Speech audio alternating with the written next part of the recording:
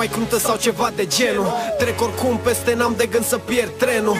Trenul e unul singur și nu mergem pas cu trendul, că destinul meu îl fac eu, trăiesc doar momentul. Fac orice ca să ajung acolo unde îmi doresc. Piedici tot am să găsesc, da, sunt ceva firesc.